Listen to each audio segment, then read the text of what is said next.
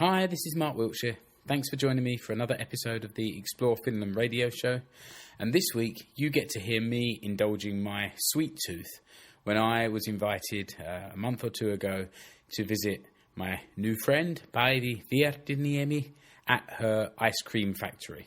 Now, I told my kids it was a factory and they were, I think, expecting something like Willy Wonka's chocolate factory with rivers of ice cream and fields of wafers and things like that. It wasn't quite like that, but it was still interesting to get out there and see how they make ice cream in Wirtalan Jäätelö, and to also talk to Päivi a little bit about the business of ice cream in Finland. And I think there's one or two interesting facts coming up in here, including how much ice cream Finns eat, and also what's the favourite flavour here in the South Ostrobothnia region. So why don't we now head over to my recording with Päivi, and I'll let her tell you some more. I'm here today with Päivi Virtaniemi, who runs and co-owns the Wirtalan ice cream factory. Päivi, thank you for inviting me out here today. Thank you. It's a beautiful location. As rural as you can imagine. I'm standing here looking around your property and I can see a windmill like 100 metres away from us and just fields, and it's beautiful. And it's the end of summer, but it's still warm enough for us to be talking about ice cream today. So it's great to be here. Thank you. Thanks for coming here. We've already sat down and tried some of your ice cream, and we're going to go and have a look at the factory in a minute or two. But I wonder if people listening to this understand how much Finnish people love ice cream. Yeah, not too many outside Finland really realizes that. And I'm not sure what's the current statistic, but I think Finland has been number one in ice cream consuming per capita many years. Is that right? Yes. So not just coffee, but also ice cream? Also ice cream. Okay. At least it's in top 2 or 3, but it's been number 1 for several years, and when you walk around the towns, you see ice cream booths, and they're kind of semi-permanent things. It's not like an ice cream van that you see in the UK where I'm from. They're everywhere. Yeah. And those are the kind of mass-produced things. And what we're here to talk to you about today is something a little bit more artisan. Yes. You know, you're making your own ice cream here, and I'm looking forward to learning how this works. Yes. I read an article just this week, or actually I didn't read it because it was in Finnish, but I saw an article in a business magazine. I saw the headline and it was small ice cream factories are becoming an increasing trend or something along those lines. And there were about 20 ice cream makers that were listed in there, including yourselves. I was pleased to see that you got a name check in there as well. How did you guys get involved in this in the first place? So our neighbour has cows. He has a big, massive dairy farm with 200 cows at least. I think there's even more these days. And our neighbours are really innovative people, and they always love to try new things. And there was one morning when our neighbour Pertti Sepponen called me and said that he's reading the newspaper and he saw an ad where this company called Farmers Ice Cream, in Finnish it's Wirtalan Jäätelö. So they had an ad where there was a question, would you like to have more profit from your dairy farm milk? And he got excited about the idea when he saw it was about ice cream making. So after that, we went taking part in some kind of promotion event in Wirtalan Jäätelö, which was a very small ice cream factory in middle of Finland, and they were promoting this Farmers Ice Cream brand, and we got really excited after tasting the ice cream because it was really good, and we decided starting making it. And the basic idea is to make the ice cream out of your own ingredients and local ingredients. So even when it's a international brand, it doesn't mean that we are using international ingredients. Mass-produced Yes, ingredients. Yeah, yes. okay. Yeah, that's the whole point, is to give your partner an outlet for his milk that, he's producing. Okay. And you can't buy the brand if you don't have a dairy farm. Right, okay. So you have to have a farm. And that's when you can purchase the name and the machines and everything what you need for making ice cream, basically. And after a couple of months from that meeting, they delivered us our machines because we signed the papers straight away. Yeah, and okay. just, you know. And your property you've got here, you have a few different businesses. There's the wedding venue. You've got some accommodation here, which I guess probably goes hand in hand with the wedding venue. And this is just another aspect to that business that you've got out here. We thought they would support each other really well. By that time, we also had a nightclub in a centre village or centre town. I remember when I was first introduced to you, and somebody said, she's got a nightclub, a wedding venue, and an ice cream factory, and I was just sort of scratching my head that this person's got their fingers in a few different pies here. Yeah, I think you have to do all sorts of things to manage in countryside, because we figured out that if we do all these three things, they kind of support each other and they make each other better. Because at the wedding venue, we could use the ice cream, and our customers really appreciate when they can taste ice cream from this farm, and it's a really good extra value for the customers. Yeah, I think also if it tastes different or better or special or whatever, then it gives someone something else to remember. Yes. Remember it by. And, yes. I was at a wedding recently. It was my cousin Carly. I don't know if you're listening, Carly, but one more time, congratulations on the wedding.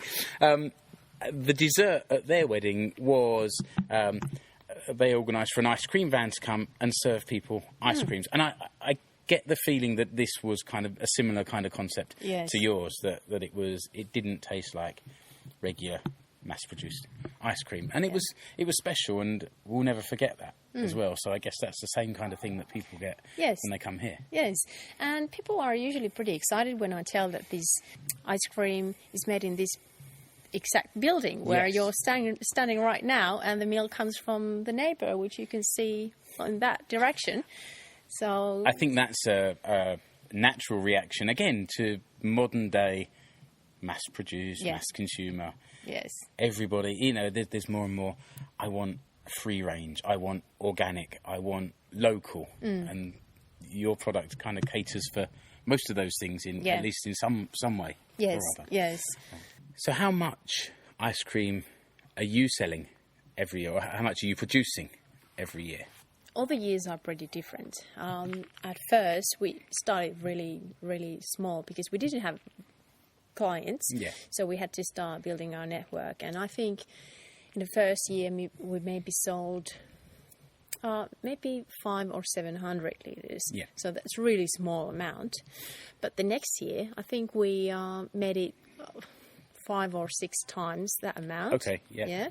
And last year, if I'm not lying too much, I think it was something like 10,000 litres. Okay. So, and it mostly happens during the summer months. So half a year is a good selling season for us, and we make most of our profit during that time. Yeah, okay. We're going to head into the factory shortly, and you can talk me through the process, because I've got a very little idea how this works. But what are some of your best-selling flavours? What are the things that people really go for here? Maybe that's an indication of what sells best around Finland. Yes. So here's one very interesting fact. Around here in Kuortane, the best seller is tar ice cream. So terva, that's tar, right? Yeah. So that's because Kuortane is really, really old tar town. Yes. Okay. Because they, in Finnish you would say they burned tar. Yeah, well, tar is made in pits by slow burning wood, isn't it? So that it kind of breaks down into the tar liquid. And I guess that was used for roofing and things like that in the day. So that's what they did here, 100 years ago maybe. But it's been really, really big, and some people still know how to do it. And right, okay. Every second year, when it's the local town summer party event, they still do that as a show, as a demonstration, and so it's kind of in the genes of people to like this flavour. Yes. I remember once somebody poured me this tar whiskey, some kind of shot anyway, and I really liked it. I like the idea of tar ice cream. The opposite end of that spectrum is licorice flavoured ice cream. It's everywhere, and not only licorice flavour, but salmiakki, which is salty licorice. Yes. And is that a big one for you guys as well? Very, very big one. So I'd say tar, licorice, salty licorice, Turkish pepper, pippuri. That's kind of a sour. Yes. Yeah. So those ones are really, really, really popular. And then there's me who turns up and says, I prefer vanilla ice cream. Yeah. Vanilla always sells well too. So everyone gets that too. But then they want something really special. And when it's a small ice cream company like us, they are customers are expecting that we have something not normal. Yes. Okay. So that's why we have developed our own recipes like tar. And the funny thing is that we got this idea, but then we didn't have a recipe. So all our recipes comes from Holland, because we don't have that kind of knowledge ourselves how to make recipes, because you have to be really, really specific with the amounts. Yes. Okay. You can't go even 1 gram wrong. Okay. So that's why we had to send the tar to Holland. Seriously? To these ice cream cooks. You sent them a pot of tar and said, can you turn this into a flavour? Yes, that's what we did. Fantastic. And they thought we were crazy. Well, yeah, I can understand that. They use this stuff for sealing their roads and their roofs, and you want to eat it. Yes. And they sent us 3 different recipes, and there was a mild one, then medium one, and very, very strong one. Yeah. And we tried the very, very strong one, and it was mild as anything. And we called them, can you make this 5 times stronger? And then we're maybe close what we want to. And they just thought we had lost it. Yeah, okay. I can imagine. But that's how the process went. Yeah. And so also, it's very interesting that all the entrepreneurs share their recipes.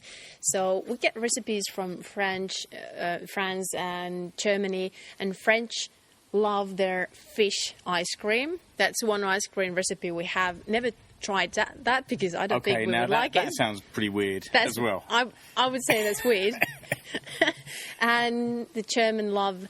they love the beer ice cream. They got all sorts of beer ice cream recipes in there. So people kind of make their own local ice creams, and that's very typical for farmers' ice cream entrepreneurs. That's really interesting, because I had no idea. I expected that we would see, using natural fruit and berries and all that kind of thing.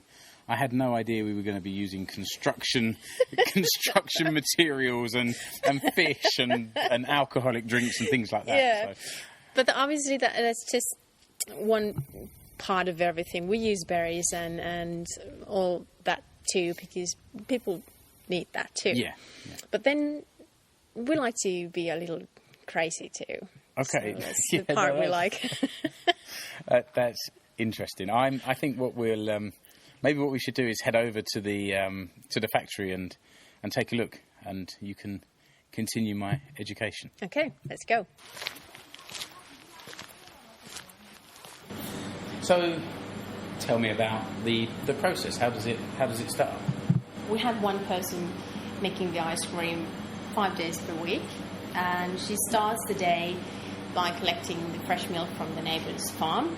And my neighbours are my partners in this ice cream factory Okay. too. Okay. So they own 51% and I own the rest. Okay.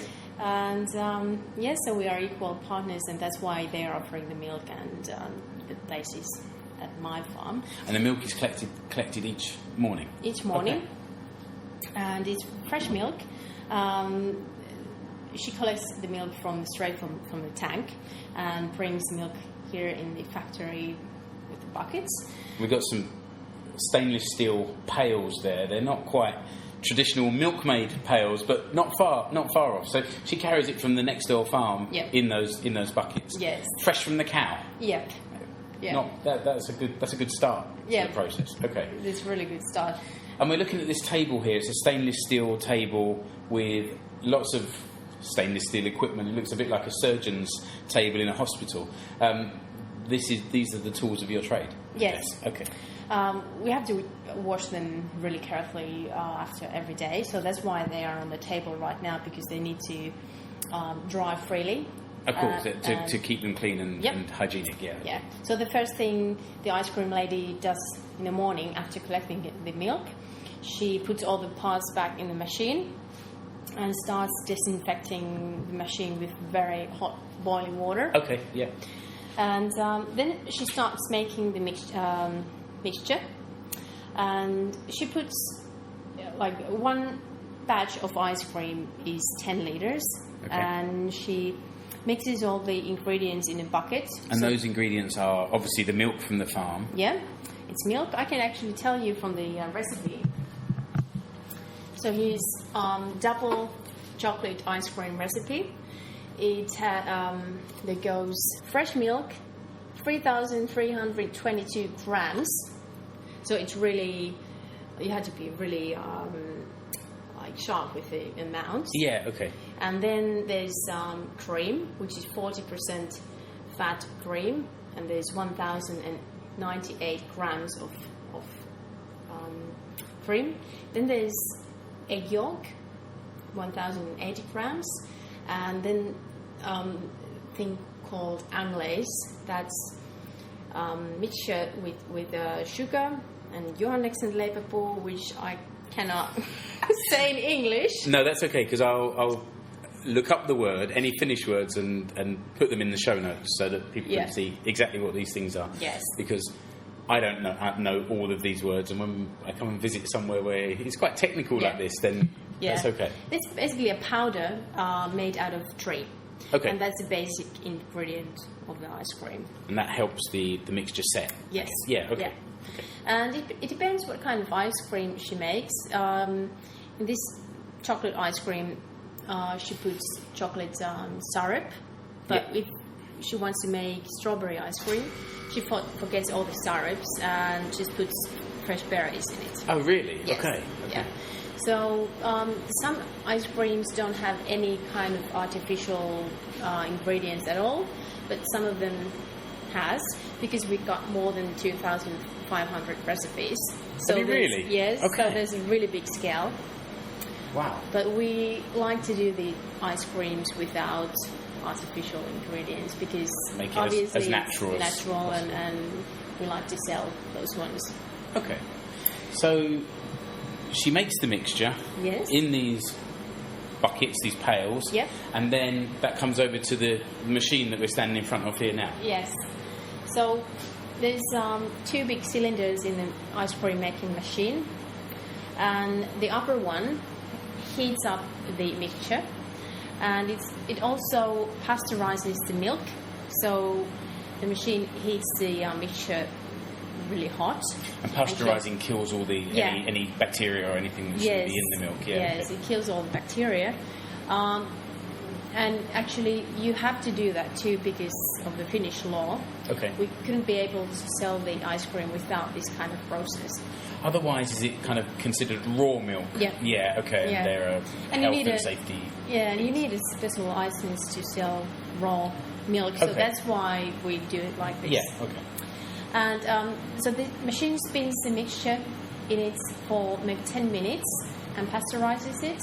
And then she drops the mixture in a lower cylinder. And the lower one makes it cooler. So it spins the mixture and then cools it down in the same time, all the way until I think 11 or 12, minus 11 or 12 degrees. So it's turning and freezing, and eventually, I guess the consistency moves from liquid to being ice cream, as we understand it. Yeah. And this machine we're looking at now, it's a little bit taller than a washing machine, but otherwise similar kind of size, with one cylinder in the top and another one at the front. Yes. It looks really simple, the machine, but it's actually not simple, and it's full of really, really fine technology. Yeah. And if it breaks down, we have to call an engineer all the way from Holland. Really? Yes, because there are no people in Finland who could fix this up. Yeah. Okay. This machine is originally from Italy. So if you go to Italy and have gelato, it's the same kind of ice cream. So the machine makes it really soft and thick, and also heavy. It's interesting you mentioned gelato, because this is how I learned the Finnish word for ice cream, which is jäätelö. And when I mentioned it to my wife, she'd never made that connection between gelato and jäätelö, and for me it sort of jumped out straight away. That's right. Yeah. Maybe it's I've just never me. thought about that. Yeah, maybe it's just me looking at things with my English brain. But so every morning it starts with this mixture going in the top, and what quantity goes in there in one batch? What quantity? Quantity. How much of the 10 liters. Okay. And yes. How long does that whole process take? So we get 10 liters of ready ice cream in every 17 minutes. Okay, so that's 40 litres in just over an hour. Yeah. Okay, and you say you do this 5 days a week? Yeah. All day? Usually all day. Okay. It depends how much orders we have in. Okay. So some days she makes it 10 hours a day. Sometimes only a couple of hours. Yeah. So because we don't have that much storage room, that's why we only make them based on the orders. So, but the capacity is pretty big, and in the summertime it's obviously way better business than in the winter time, because no one really eats ice cream during the winter except the restaurants, which always have ice cream on their dessert menu. And even though Finnish people love their ice cream, when it's minus 20 outside, it kind of takes away the appetite a little bit. Yep, it does. Yeah. Although not from my children, who are quite happy to eat ice cream 365 days of the year. Yeah, the local supermarkets in Wirtalan, they sell our ice cream all year round, but the big supermarkets, they stop after the summer, so it depends where you are, but locals really appreciate our local ice cream. And you said just now that you make it to order, so where is your ice cream sold? We got around 50 restaurants, shops, supermarkets, organic shop, what do you call the shops? Which like health food shops? Health food shops. And they are all around Finland, but mainly close by, I would say maybe 100 or 200 kilometers distance around. So we like to sell it near, because it's pretty hard job to deliver the ice cream when the place is far away. Yeah. And we mostly tend to deliver the ice cream ourselves, but sometimes when a big supermarket orders something, let's say Prisma or City Markets, they always want the actual truck to deliver everything. Yeah. And so anyone that's listening to this, if they want to try your ice cream, and before we came in here, I did try some of your ice cream, and I'm telling everybody that they should want to try it. They need to get themselves over here, at least to Finland, if not here to Virtanen. Anyway. Yeah, well, now when you mentioned, you don't have to come all the way to Finland if you're not already here, because there's hundreds or even thousands of same kind of entrepreneurs than we, because this is international brand, Right, okay. So we're making our ice cream from local ingredients, and we're an independent company. But the brand is Farmers Ice Cream. And Farmers Ice Cream entrepreneurs are in 17 countries all over the Europe and all over the world, basically. I'm not sure what's the amount of entrepreneurs right now, or the countries. But for example, in Netherlands and in Germany, it's pretty big brand. So you'll find farms like this from all over those countries. Well, in which case, I will put a link in the show notes to the Farmers Ice Cream website, and then people can perhaps find their own local artisan manufacturer of ice cream. The problem is that Farmers Ice Cream main company doesn't really advertise the individual companies that much. So every single company has to take care of the advertising themselves. Right, so that's why it's kind of hard to find the ice cream places, because they all have their own names. Like we have Wirtalan Jäätelö, Wirtala Ice Cream. Wirtala is his village name. So that's why it's kind of hard. But then when you find the sign Farmers Ice Cream or see the logo in the ice cream package, then you'll know that this is exactly the same kind of ice cream. Just made with local ingredients from that area as well. Okay. So what we have in common with the other entrepreneurs is the machine. Right. And the recipe. Okay, yeah. But nothing else. And the technician from Holland that has to come out and fix it if anything is needed. Okay. Yes. Which, fingers crossed, doesn't happen too often. Yeah, it has happened once, right in the start. But it's been working perfectly for 4 years. So it's been a good machine. And I think that for our tour of your factory, and I know that I oversold it to my kids when I brought them along here today, but I think they were interested to hear what you were saying. Thank you for taking time to bring me here to feed me ice cream and your homemade pancakes, which I'm keeping that little secret all to myself. But thank you for inviting us down here today. You're welcome. It was nice to have you here. Thank you. Okay, thanks again to Päivi for taking the time to invite me out to her home where the factory is located, and for taking the time to explain to me how ice cream is made, and most importantly, actually letting me taste some of it. And it's certainly a day that will live long in the memory of my kids, where they were allowed to eat almost as much ice cream as they wanted and nobody told them to stop. And that certainly doesn't happen every day. Remember, if you enjoyed the show, to please go over to your podcast player and to subscribe and to rate and review the show. All of that stuff's helpful for me to find a new audience. You can also follow the show on social media, on Facebook, Twitter, on Instagram and Google+. Just wanted to say hi to a few people who have started following me on Twitter recently. So if you hear your name and you've recently started following me, then yes, I'm talking to you. So thank you to Antti, to Maria, to Arkady, to Sanna, Juha, and also Martin, who seems to be listening over in the USA. Good to hear from you. Thank you very much. Remember also, if you head over to the Explore Finland podcast.com, that's my website. That's where the show notes for each episode are kept, and you can have a look there at some pictures from today's episode and all the previous episodes as well. And if you don't use social media but you still want to follow the show, then you can subscribe to receive updates every time I post something on the website as well. So it'd be good to hear from you. Any way you want to contact the show, through the website, through social media, any questions or any topics that you want me to cover in future episodes, just let me know. Until the next episode, thanks very much. Bye-bye.